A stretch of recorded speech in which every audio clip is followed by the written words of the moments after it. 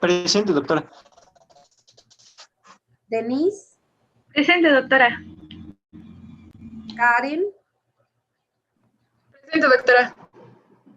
Sara, Presente, doctora.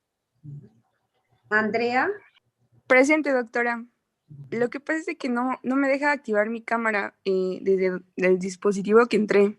Está bien, Andrea, ahí escuchamos tu voz, está bien. Sí, gracias. Axel, Presente, doctora. Rosemary, Presente. Noel, Presente, doctora. Yamile, Presente, doctora. Miguel,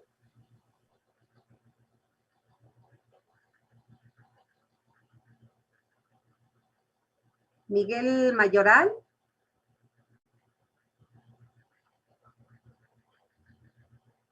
Julio, Presente, doctora. Lili, Presente, doctora. Irving, Presente, doctora. Jailene, Presente, doctora. Raúl, Presente, doctora. Frida, Presente, doctora. Dayan, Lisette, Presente, doctora. Elizabeth, Presente, doctora. Miguel Ángel, Presente, doctora. Brenda, Presente, doctora. Daniela. Presente, doctora. Muy bien. Vamos a ver de quienes no estuvieron, si pudieron entrar ahorita. Ernesto. Doctora, estoy presente, solo que siempre he estado presente, pero no podía activar mi micrófono. Ah, ok. Alfredo. Barroso Pérez. Sí, eres tú, ¿verdad? Muy bien. Sí. Ya te vi, está bien. Ernesto Avendaño. Aún no se encuentra en la reunión. Gracias, Lili. Sherlyn. Presente, doctora. Me había sacado la plataforma. Está bien, Sherlyn. Qué bueno que pudiste ya entrar.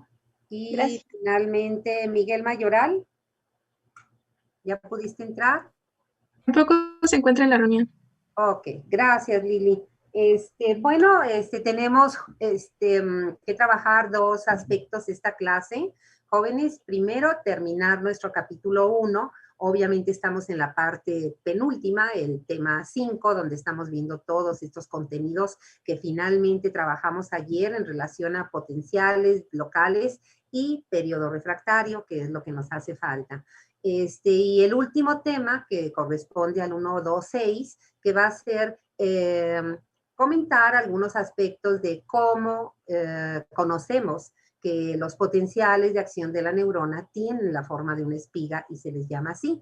Una vez que terminemos esto, ¿verdad? Claro, hacemos una pausa de unos minutos para que podamos aclarar dudas, escuchar comentarios, hacer preguntas y nos vamos a empezar nuestro capítulo 2.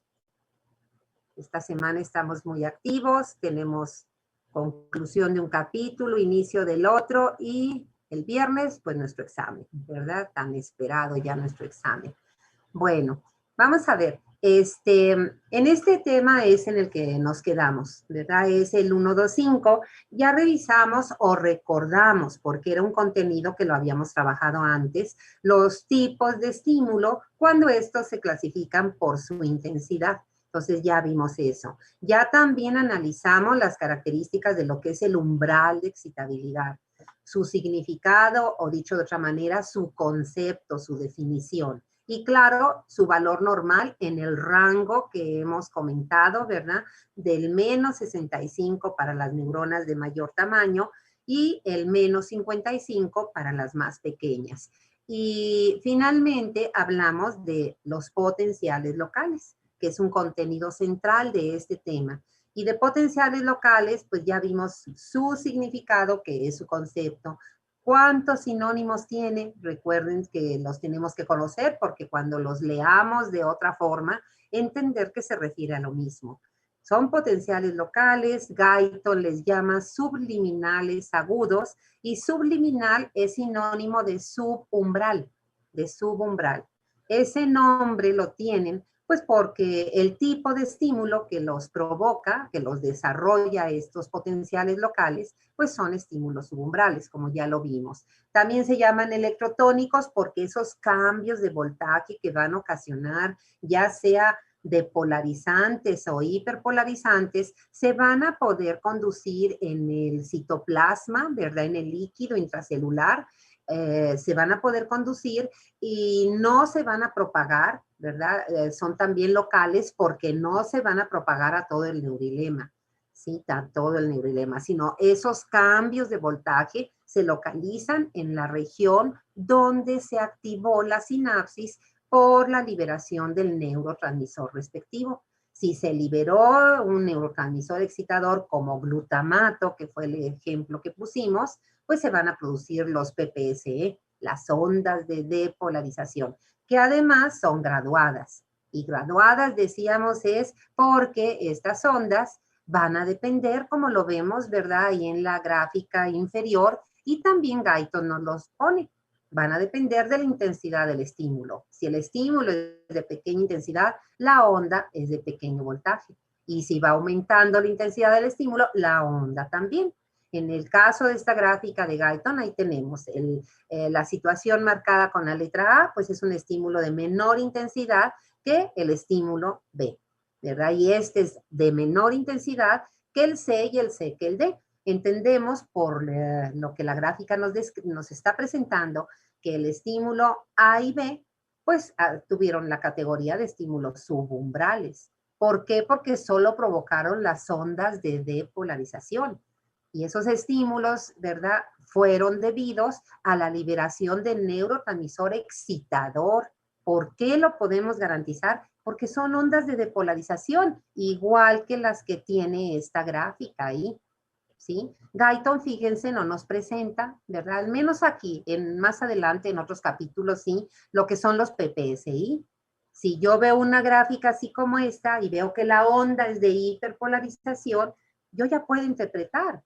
Es un potencial local, pero ahora inhibidor. ¿Quién ocasiona ese cambio del voltaje? El mecanismo de acción de los neurotransmisores inhibidores. Recuerden que hemos estado hablando de dos, no son los únicos, sí son los más importantes porque son los más abundantes. GABA, glicina. Y si es GABA, tenemos que especificar entre paréntesis que es a través de actuar uniéndose al receptor GABA-A mayúscula. ¿Por qué? Porque GABA tiene otros dos receptores, que son GABA B y GABA C, ya después los veremos, pero tienen otras acciones, ¿sí? Glicina solo tiene un receptor y entonces esos dos receptores, lo hemos dicho una y otra vez, receptor de glicina, receptor de GABA A, son canales de cloro. Entonces, por eso es que van a producir ondas que en lugar de ser de depolarización, fíjense esta otra gráfica, son ondas de hiperpolarización. ¿Qué ocasiona? Las primeras, los PPSE, el voltaje se vuelve menos negativo. Se acerca al umbral de excitabilidad, pero no llega. Porque si llega, entonces ya no es potencial local, ya se generaría potencial de acción. O lo rebasa, si llega al umbral lo rebasa. En cambio, el PPSI, pues como siempre, cambia el potencial de reposo a un valor más negativo, al hiperpolarizar a la célula, la aleja. Miren, en la gráfica está muy claro cómo, ¿verdad? Al bajar en la gráfica, al hacerse más negativo, se está alejando del umbral de excitabilidad. Entonces la célula, ¿verdad? Le va a costar más trabajo excitarse. Y todo esto es lo que ya hemos visto. De hecho, me parece que con ustedes pudimos llegar a comentar los 3 estados de excitabilidad neuronal que pueden desarrollar estas células, las neuronas. Esos estados de excitabilidad son, ¿verdad?, los que tenemos marcado en el punto 4 como efectos de los potenciales locales sobre la excitabilidad. Los efectos es que estos potenciales locales la suma de sus milivoltios cuando ocurren simultáneamente es quien determina el estado o nivel, algunos autores le llaman nivel de excitabilidad neuronal, y las consecuencias. Creo que esto lo pudimos ver ayer, o si estoy equivocada, por favor, coméntenmelo ahorita. Si ya vimos los estados, debimos de haber visto que el estado inicial, o el primero, el que comentamos, el estado de excitación, o el estar excitada, la neurona, ¿sí? El segundo, el estado de facilitación, o estar facilitada. Y el tercero, el de inhibición. Sí nos dio tiempo también con ustedes de analizarlo ayer, ¿verdad? Sí, sí lo Sí, vimos. doctora. Ok, y lo que nos faltó, si mal no recuerdo, entonces es el periodo refractario, que es el último tema de este subtema, ¿sí? Pero como nos quedamos ayer en eso, en estos efectos sobre la excitabilidad de los potenciales locales y las consecuencias que tienen sobre el potencial de reposo, vamos a hacer un alto, porque ya ven que muchas veces, ¿verdad? Bueno, pues se nos acaba el tiempo y no hay ya oportunidad de que ustedes hagan comentarios o preguntas, ¿verdad? Si es que quieren aclarar algo que haya quedado confuso. Entonces vamos a hacer un alto ahorita para ver si hay alguna duda sobre esto que acabamos también ahorita de comentar, de los potenciales locales y los estados de excitabilidad.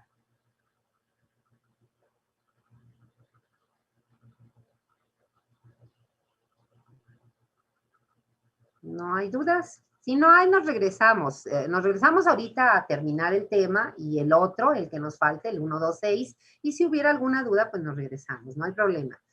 El último contenido de este subtema 1, 2, 5 es periodo refractario. Jóvenes, es periodo refractario. Fíjense cómo el nombre de periodo, pues desde eso, ¿verdad? Me orienta a que periodo no va a ser un voltaje. Un periodo es un cierto tiempo. Entonces, así es como empiezo yo a definirlo. Así es como empiezo a entender a qué se refiere eso del periodo refractario. Pues es un cierto tiempo, ¿verdad? Y resulta que como lo tenemos ahí en el recuadro de las cuestiones que tenemos que analizar, pues las células excitables, porque no es nada más la neurona, músculo también, desarrollan dos tipos de periodo refractario, ¿sí? El que representamos con sus iniciales como PRA y el que representamos como PRR. ¿Quién, verdad, nos quiere comentar a qué se refiere el PRA? Jailene, levantaste la mano, ¿verdad? Y también Mestli, Karen y Lili, ¿verdad? Entonces, a ver, vamos Jailene, te escuchamos a ti primero. Bueno, el periodo refractario absoluto va a ser un periodo de tiempo en el cual la célula va a ser incapaz de responder a un segundo estímulo por más intenso que sea. No se va a poder provocar otro potencial de acción. Esto debido a que los canales de sodio se van a encontrar inactivos y este periodo va a coincidir con el estado de despolarización del potencial. Y eso, todo lo que comentaste es correcto. Vamos a ver, Lili, ¿tú qué nos quieres comentar de lo que estudiaste, de lo que leíste? Pues prácticamente lo dijo toda mi compañera, pero sí, es el periodo refractario absoluto, es en el que no podemos generar ese potencial de acción para que pueda haber una reacción, ya que como ya está en un estado de excitación, no podemos como seguirla sobreexcitando. Ok, y fíjate que eso último que comentas es un complemento, ¿verdad? Es decir, ¿por qué, si la pregunta fuera, ¿por qué la célula, ¿verdad? Está o desarrolla el periodo refractario? La respuesta es esa, ¿verdad? La que acabas de decir, pues la célula está respondiendo, la célula está excitada en el momento del refractario, está desarrollando el potencial de acción. Entonces, por eso se desarrolla. Karen, tú también levantaste la mano. Sí, doctora, yo también hablo sobre el periodo refractario absoluto. Sí, por favor. Ok, es el periodo durante el cual no se puede generar un segundo potencial de acción, aun si el estímulo es muy intenso. Y esto, como mencionaron mis compañeras, se va a deber a que la compuerta de inactivación del canal de sodio no se abre nuevamente hasta que se alcanza el valor del potencial de membrana en reposo o un valor parecido. Y fíjate qué importante, Karen, porque tú también estás agregando datos que tenemos que saber. Y entonces, ¿verdad? Con estas participaciones de ustedes concluimos. El periodo refractario absoluto, en primer lugar, ¿verdad? Como observamos todos. Y esa gráfica que está ahí, aunque sencilla, está bien hecha, ¿verdad? Entonces, el periodo refractario absoluto es el primero que se desarrolla. Si yo quiero ubicarlo en tiempo, o sea, en qué tiempo, en qué condición está la neurona para desarrollar el absoluto, ahí está puesto, jóvenes, porque esa gráfica, inclusive que está en su separación hasta con color azul, pues eso es un potencial de acción. Y entonces eso nos permite entonces sacar esas características. Periodo refractario absoluto es, ¿verdad?, el primer tipo de periodo refractario que se desarrolla. Continuando al absoluto se va a desarrollar el relativo y nunca es a la inversa. Nunca empieza el relativo y se sigue con el absoluto. Eso no existe. Ahora, el absoluto, si lo ubicamos, vamos a ubicarlo en la gráfica. ¿Cuándo empieza y cuándo termina ese tiempo? Y por eso la medida del periodo está en el eje del tiempo, no en el eje del voltaje, no de los milivolts, en el eje del tiempo. Y entonces, fíjense, la figura está sencilla pero bien hecha. Y decimos, el periodo refractario absoluto inicia o va, ¿verdad? Empieza desde que empieza el potencial de acción. O sea, desde que el potencial de reposo pasa a la fase de depolarización. E inclusive se desarrolla la fase de repolarización. Pero fíjense hasta qué punto de la repolarización. Y muchos libros nos dicen hasta que la repolarización ha alcanzado al menos la mitad o el 50% o a lo mejor un poco más. O sea, alrededor del tiempo en el cual la célula se ha repolarizado, o sea, está recuperando su valor de reposo, pero va a la mitad o un poco más adelante. Entonces, todo el tiempo, desde que esté en potencial de reposo, recibe el estímulo y se depolariza, toda la depolarización es periodo refractario absoluto. Y de la repolarización, ahí está la figura, ahí está la línea, fíjense, ¿verdad? Hasta que se ha recuperado, al menos nos dicen los autores, a la mitad, al 50% o un poco más, ¿sí? Oímos, ¿verdad? Oímos todas sus compañeras que participaron ahorita, nos fueron dando estos elementos. Ahora, ¿por qué se caracteriza ese periodo y por qué se le llama absoluto? Bueno, pues lo escuchamos, ¿verdad? Lo escuchamos muy bien y desde Jailene que nos decía, en ese tiempo la neurona no va a desarrollar otro potencial de acción aunque reciba estímulo umbral o supraumbral. Y entonces ustedes vean la escala de tiempo que tiene la figura. Ahí nos está diciendo que ese potencial de acción, ¿verdad? Si solo tomamos en cuenta la espiga, quizá duró 1 milisegundo y medio. Vean la gráfica. Y si tomamos en cuenta que el potencial desarrolló, o sea, si involucramos a la fase de hiperpolarización, que es inconstante, pero que en este caso sí la desarrolló, entonces, ¿verdad? Pues si tomamos en cuenta la hiperpolarización, se extiende a 3 milisegundos y fracción, ¿sí? Pero la espiga en sí, jóvenes, acuérdense, está alrededor de 1 milisegundo, un poco menos, un poco más, ¿sí? Y entonces, veamos ahí, ¿verdad? Esa espiga, para que se haya desarrollado ese potencial de acción, es porque la neurona recibió estímulo umbral. ¿Cuándo? ¿En qué momento? Pues en el milisegundo cero, cuando estaba con su potencial de reposo.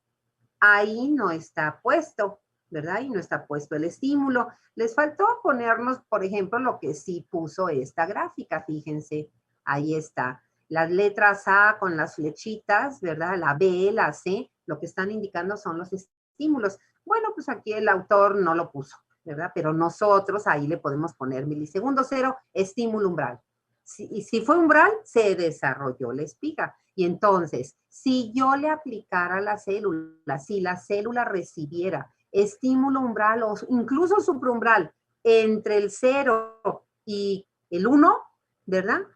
No va a generar otro potencial u otros potenciales de acción encimados, espiga sobre espiga.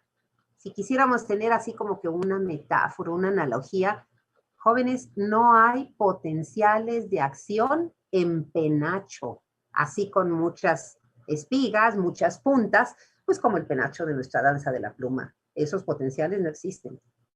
Y no existen porque precisamente, como lo dijeron sus compañeras, el periodo refractario se desarrolla y la célula no va a generar otro potencial de acción porque en ese momento está desarrollando el potencial de acción y no hay potenciales de acción encimados, ¿verdad? Ese periodo termina, volvemos a repetir, ahí está, ¿verdad? A la mitad o un poco más adelante y se continúa con el relativo, ¿sí? Entonces, vamos a ir a ver quién nos quiere comentar el relativo. Brenda, tú levantaste la mano, también Sara, ajá, Cassandra también tengo y Messi. A ver, Brenda, te escuchamos. Sí, doctora, pues el periodo refractario relativo va a ser referente a que es el periodo final de la fase descendente del potencial de acción.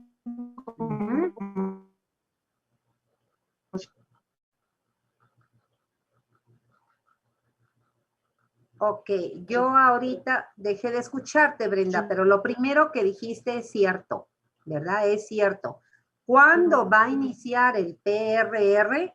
Pues la respuesta más precisa es cuando concluye el PRA, que tú lo ubicaste en la gráfica, ¿verdad? Cuando concluye el PRA, es decir, cuando la célula está terminando la repolarización, ¿sí?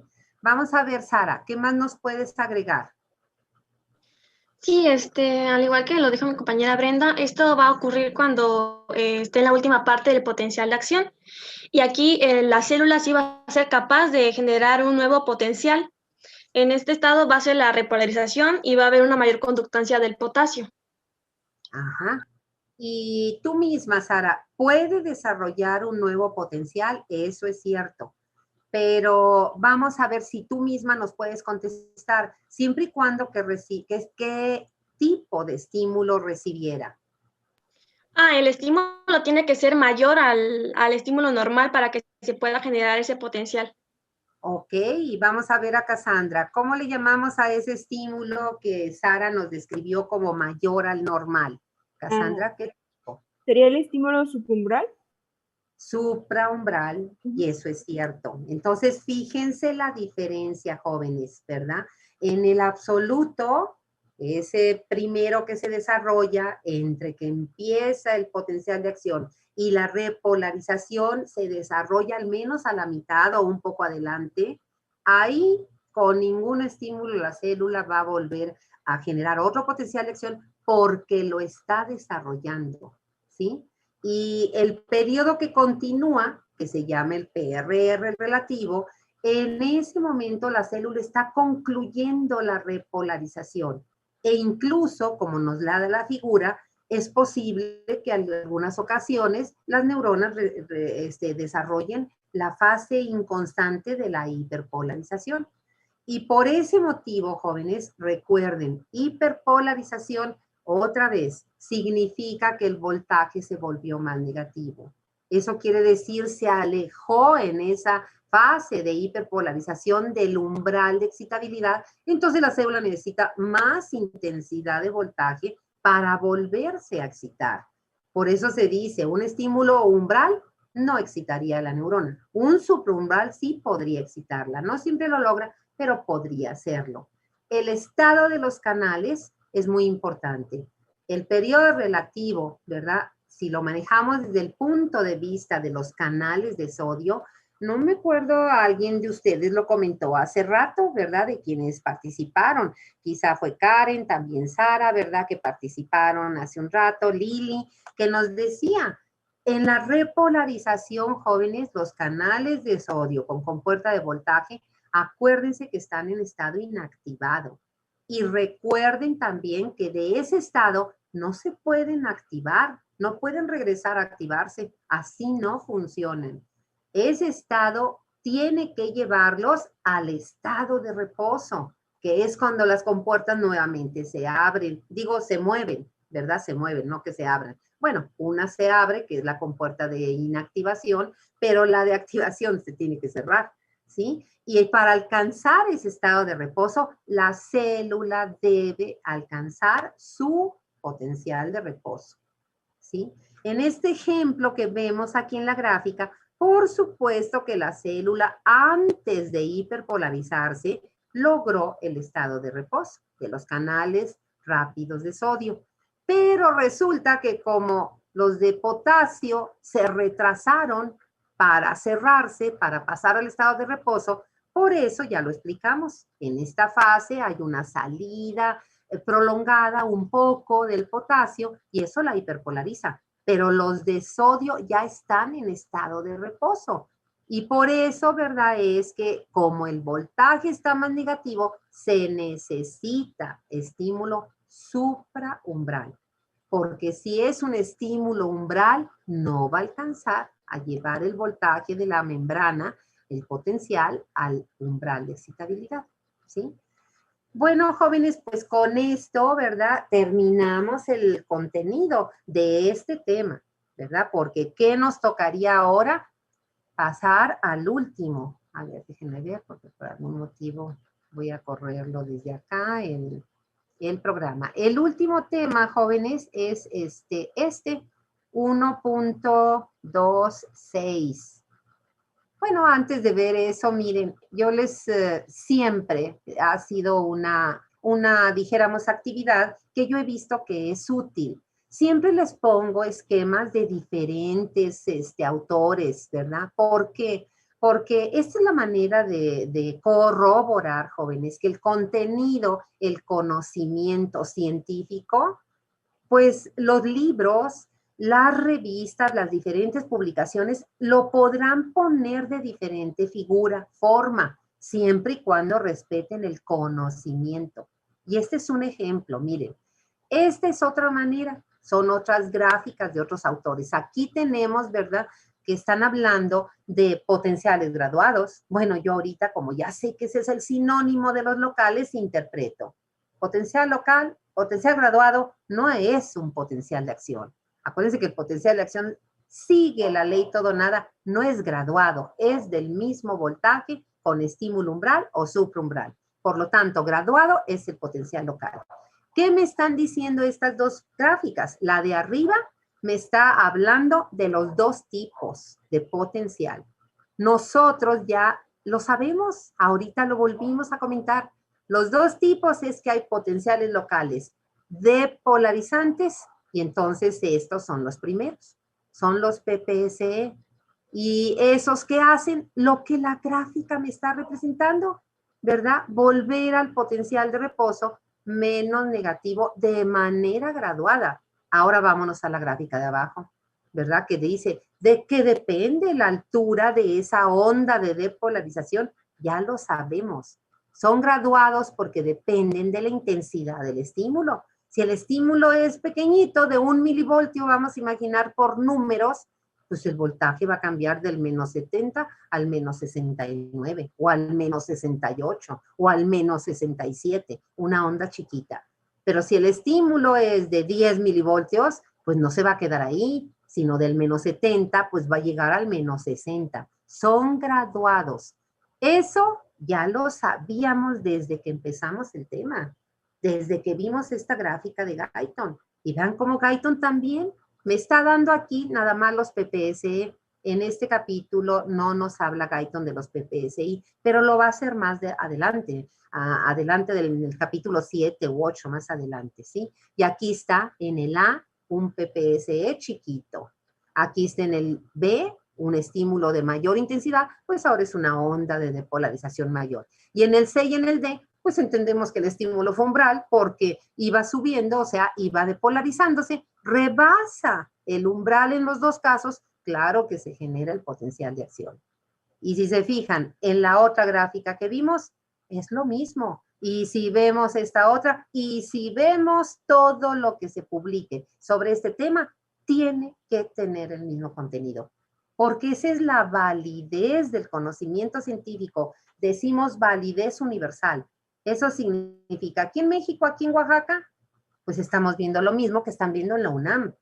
O estamos viendo lo mismo que están viendo en Baja California, o en Tamaulipas, o en Quintana Roo, o en otro país, por supuesto, ¿verdad? En otro continente. Y ahora sí, nos vamos, jóvenes, a ver este último tema. 1.26. Con esto acaba el capítulo 2. Es el registro de los potenciales de acción. Son respuestas eléctricas muy rápidas, acuérdense, 1 milisegundo, a veces un poco menos, un poco más, milisegundo y medio. No es fácil registrarlas. Se tuvo que utilizar este dispositivo, este equipo, que se llama así, viene en el programa, osciloscopio de rayos catódicos. Esta es una figura que venía en algunas ediciones del libro de Guyton, por ejemplo, en la 12 todavía está, ¿sí? Y se abrevia así, ORC, osciloscopio de rayos catódicos. Es complejo, obviamente, el principio de este equipo, pues es de física. Al menos a nosotros, ¿qué nos va a interesar? Pues conocer cómo se hace la preparación en laboratorio de investigación para que yo pueda observar el registro de las espigas en esa pantalla del osciloscopio, que es una pantalla fluorescente. Fluorescente, jóvenes, es como las pantallas de los monitores de las unidades de terapia intensiva.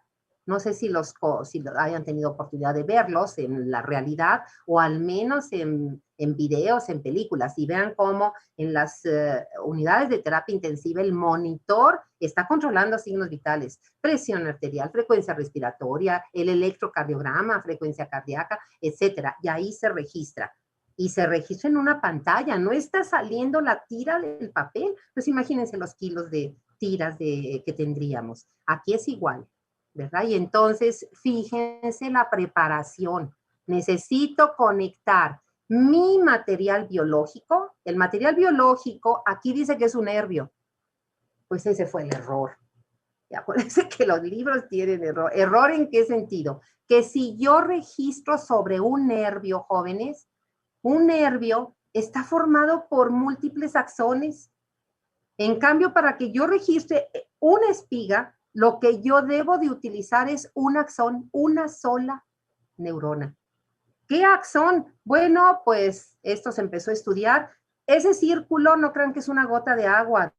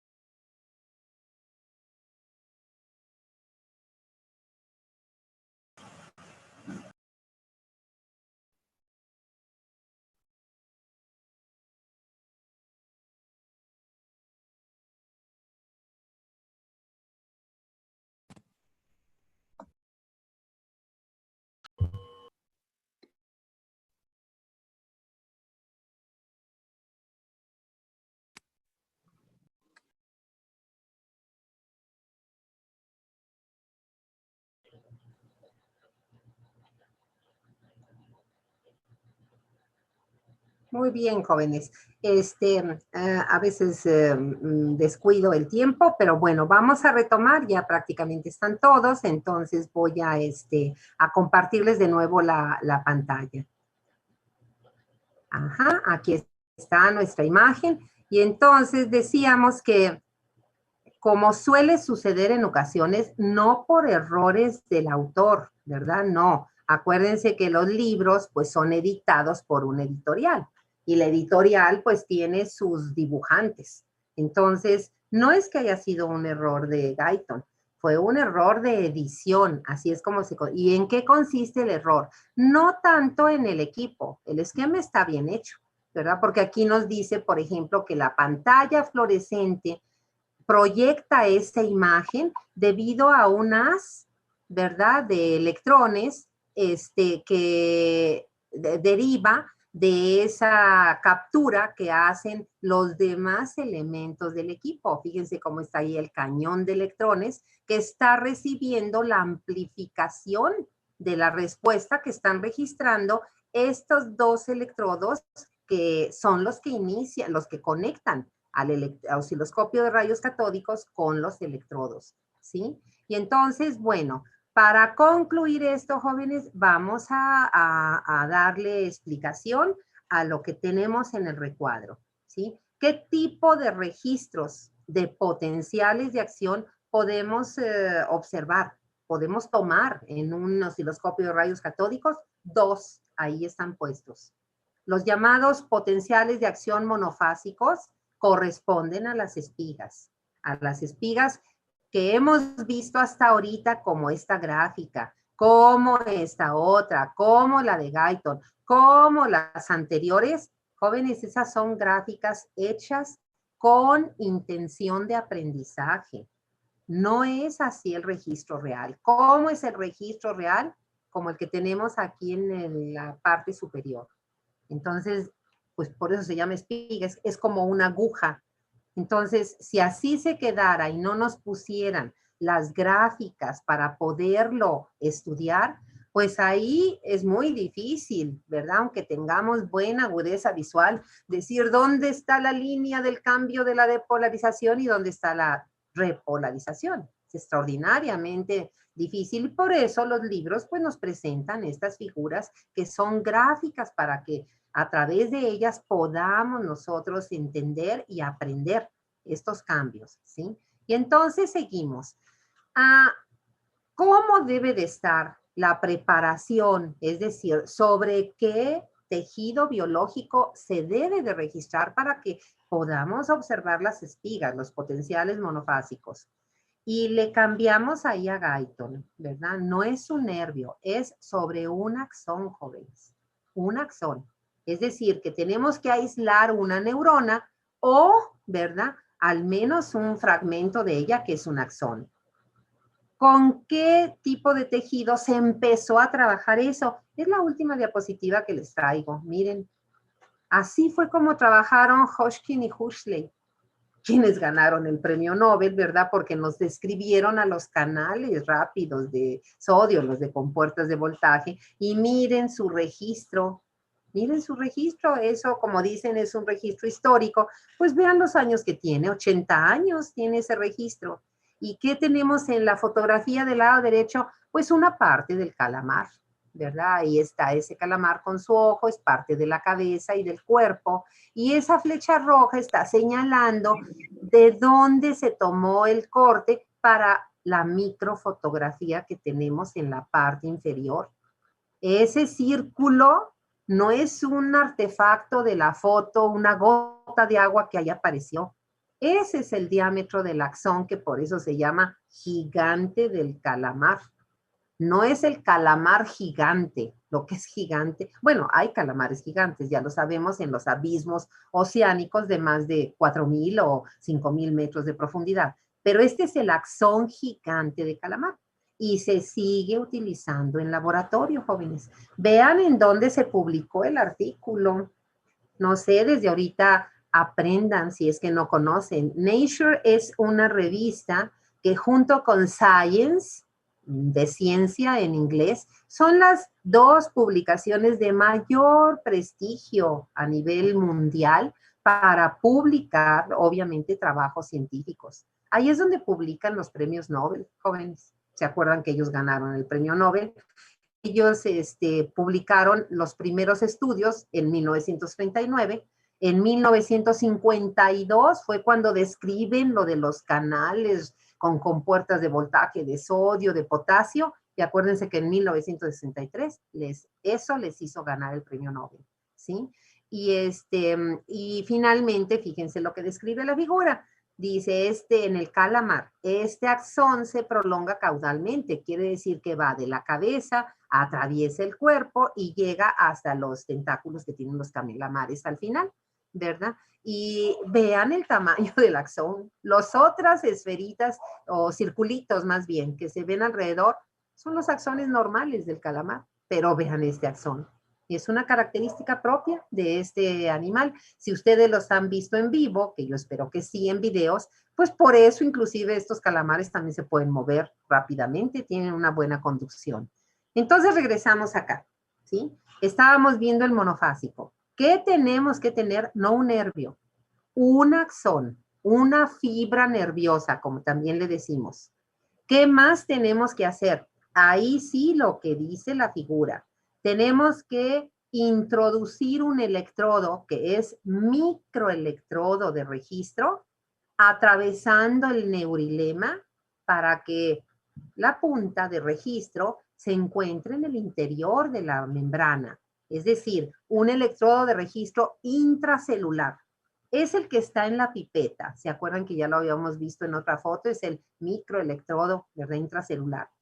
El otro electrodo de registro, para que se registre la diferencia de potencial, es el que está con la barrita horizontal. Esta misma figura, jóvenes, pues es la que habíamos visto que nos da Guyton en otro momento, ¿verdad? Ya la habíamos visto aquí, miren, ahí está, es esto, ¿verdad? Es esto, ahí está el electrodo intracelular y, perdón, a ver, aquí está, aquí está, es esta. El electrodo intracelular, ¿verdad? Microelectrodo de plata intracelular con la solución conductora de cloruro de potasio y afuera el extracelular, ¿sí? Muy bien. ¿A dónde se conectan estos electrodos? Aquí está el osciloscopio. Y nos dice que se debe de conectar a un amplificador.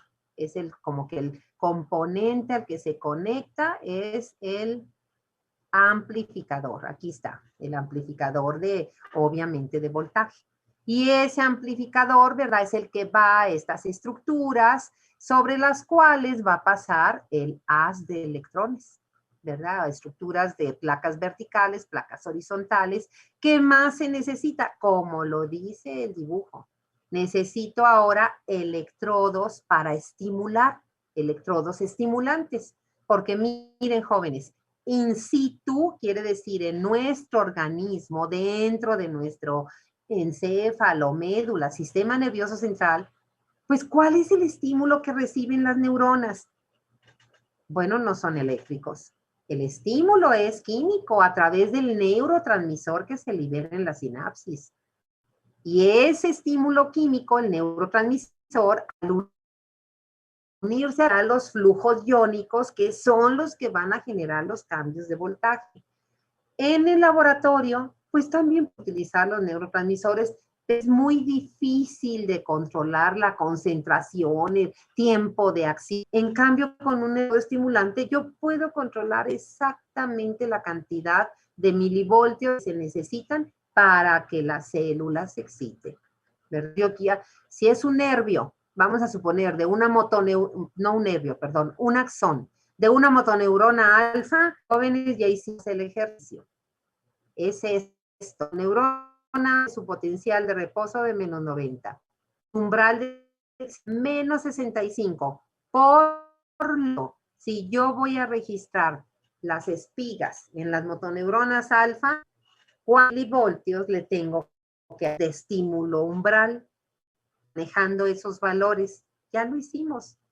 De menos 90 a menos 60, pues mínimo le tengo que aplicar ¿cuántos milivoltios con el estimulador? 35 milivoltios. Menos 90 y más 35. Son menos 25, ¿no? 25. Pero no es menos. Acuérdense que los signos nos hacen cometer errores.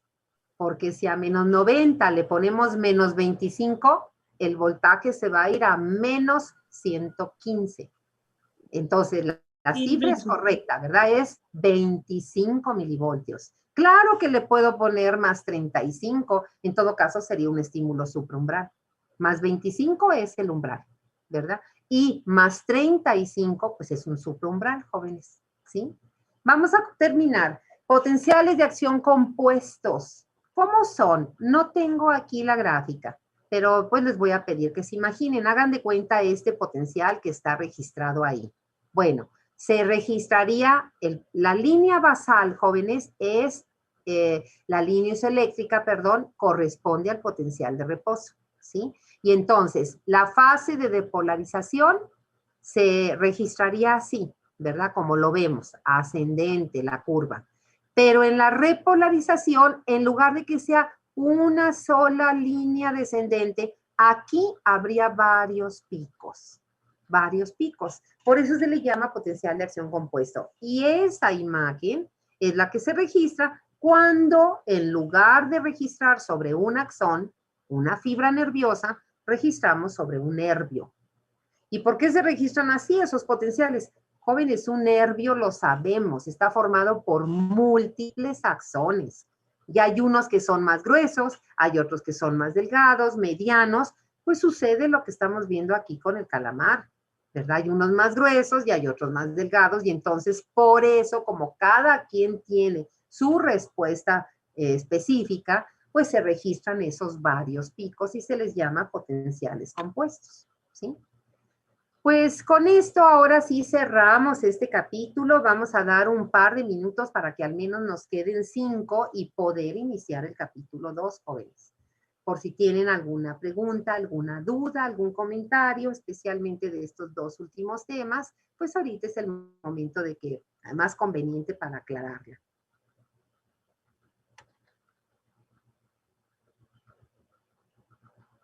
¿No hay dudas?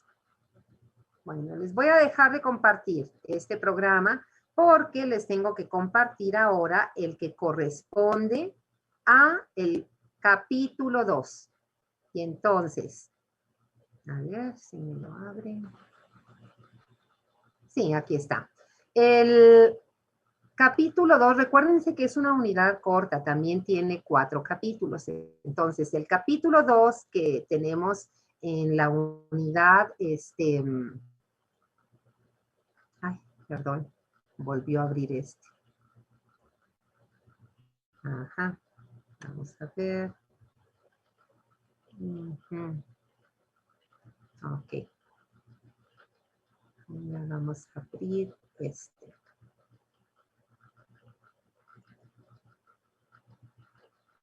Ok, aquí está.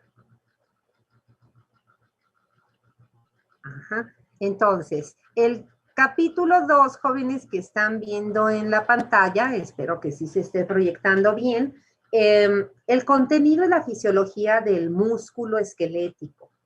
El siguiente capítulo, que va a ser el 3, es la fisiología de la sinapsis de este músculo, la sinapsis neuromuscular esquelética. Y finalmente en el 4 es la fisiología del músculo liso. Recuerden que ya les había comentado, aquí nosotros en el programa, a pesar de que todos los libros en esta parte de estos capítulos de lectura traen el miocardio, el estudio del miocardio lo dejamos para la unidad 4, cuando el tema, el contenido, sea la fisiología cardiovascular. Entonces aquí solo va a ser neurona, músculo esquelético y músculo liso. Y entonces vemos el contenido, ¿verdad? Siempre decíamos, vamos a iniciar con un repaso a la anatomía fisiológica. En el número 2, bueno, ya la función, que es lo que nos toca ver. Y la función primera del músculo, del miocito, de la fibra muscular, es contraerse. ¿Verdad? Esa es su primera respuesta. Después, ¿verdad? La contraparte sería la relajación muscular. ¿Y a qué nivel vamos a trabajar esos procesos? Pues a un nivel molecular, porque ese fue el nivel que establecimos cuando empezamos el programa. Y por eso el tema 2 es el mecanismo molecular de la contracción muscular. ¿Qué tenemos que saber para poder explicar el mecanismo mediante esa teoría que todos creo conocemos ya en parte, como la teoría del deslizamiento de los filamentos. Pues lo que tenemos que saber previamente o recordar, repasar, es cómo están organizados desde el punto de vista de su composición química, molecular, los filamentos, ¿verdad? Gruesos y delgados. ¿Que dónde los tenemos? Pues en la fibra muscular. En la fibra muscular, ¿verdad? Y entonces, en ese orden vamos a estar trabajando esto. Tenemos también en el tema 3, 2.3, un proceso fundamental en músculo, que se llama el acoplamiento, excitación, contracción. Y en este proceso lo que vamos a entender es para qué usa el músculo excitarse. Es decir, para qué debe generar el músculo sus potenciales de acción. Y claro, ahí tenemos la participación del calcio, la participación inclusive de qué tipo de potencial de acción desarrolla el músculo, y tenemos el mecanismo de la relajación también. Finalmente, otros dos temas, ¿verdad? La contracción y la relajación, jóvenes musculares, sobre todo el músculo esquelético, son grandes consumidores de energía. Y por eso tenemos que recordar que el músculo esquelético dispone de cuatro vías metabólicas, 4 procesos bioquímicos para obtener suficiente ATP para contraerse. Y finalmente la aplicación clínica. La aplicación clínica, jóvenes, la hacemos desde el punto de vista de lo que se llama la mecánica de la contracción muscular. Van a ser respuestas que solo las desarrolla el músculo esquelético. Cada músculo tiene sus propias respuestas. Cuando veamos músculo liso, pues vamos a ver cuáles son las de músculo liso. Y entonces miren todas las que están. Sacudida muscular, contracción isométrica, isotónica, la unidad motora, la suma de contracción, o sea que aquí también va a haber suma, no nada más allá con los potenciales locales de la neurona. Tétanos, pero aquí tengan cuidado, porque como están llevando el curso de ecología, ¿verdad? Aquí tétanos no se refiere al proceso infeccioso del Clostridium tetani. Aquí es tétanos como una respuesta mecánica y que nos debe de servir para ejemplificar, ¿verdad?, en qué aplica esa respuesta. Trepé, bueno, pues es una palabra en francés porque fue descrita por un francés. Es una respuesta que se llama escalera. Y finalmente tono muscular y fatiga. ¿Cómo vamos a acabar la clase? En un minuto, jóvenes, una pequeña introducción. Una pequeña introducción. A ver, cada quien de ustedes que no haya participado y que lo quiera hacer, son participaciones sencillas. Hasta si no han leído el capítulo, ya lo saben. A ver, 4 participaciones. Que cada quien nos diga, como introducción al capítulo 2, introducción, una función diferente, 4, que desarrolle el músculo esquelético en nuestro organismo. Julio, Gerardo, empieza Julio. ¿Quién más? Juliet. Ajá. Ok. A ver, Julio, tú primero. Ok, una podría ser sostén. Y es correcto. Correcta la función de sostén. ¿A quién sostiene? Pues a nuestro cuerpo. Jóvenes, es una anatomía, es un conocimiento fundamental. Si a nuestro cuerpo le quitamos todos los músculos, nos quedaría el esqueleto recubierto de piel y tejido celular subcutáneo. Por supuesto que nos vamos al suelo, ¿verdad? Entonces, la función de sostén estructural es fundamental. A ver, Juliet, ¿qué nos puedes decir? Otra función. El músculo esquelético principalmente nos va a servir para la locomoción. Y eso es fundamental, Juliet, para el moverse. O sea que el músculo esquelético es responsable del movimiento y además movimiento de qué tipo de control, Juliet. ¿Movimiento qué? ¿Cómo le decimos? Voluntario. Voluntario, jóvenes. Y eso depende de su inervación, que eso lo vemos mañana. A ver, Arturo, otra función. El almacenamiento de energía en forma de glucógeno, doctora.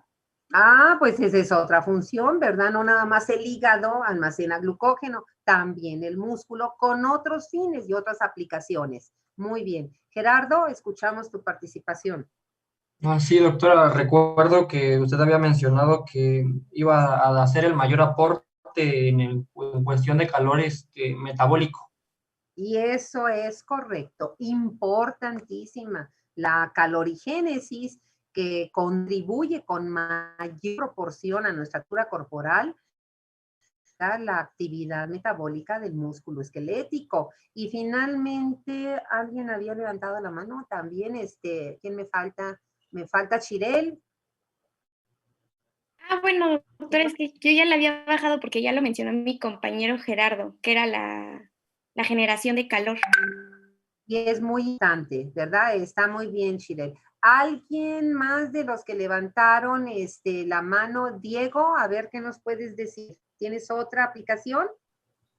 Podría ser como protección, digamos, de distintas como en el abdomen o en el tórax. Por supuesto, Diego, fíjate, porque no tenemos hueso, una protección ósea como lo tiene el encéfalo con la cavidad craneana. Y entonces la pared abdominal protege a las vísceras abdominales. Todavía el tórax al menos tiene la parrilla costal, ¿verdad? Pero el abdomen no. Jóvenes, se nos fue Miguel, ya no nos da tiempo porque me da mucha pena a mí invadir otras horas que no me tocan y ya pasaron 3 minutos. Nos vemos mañana, jóvenes, que tengan buena tarde. Mañana empezamos el contenido. Hasta mañana, doctora. Hasta luego, doctora.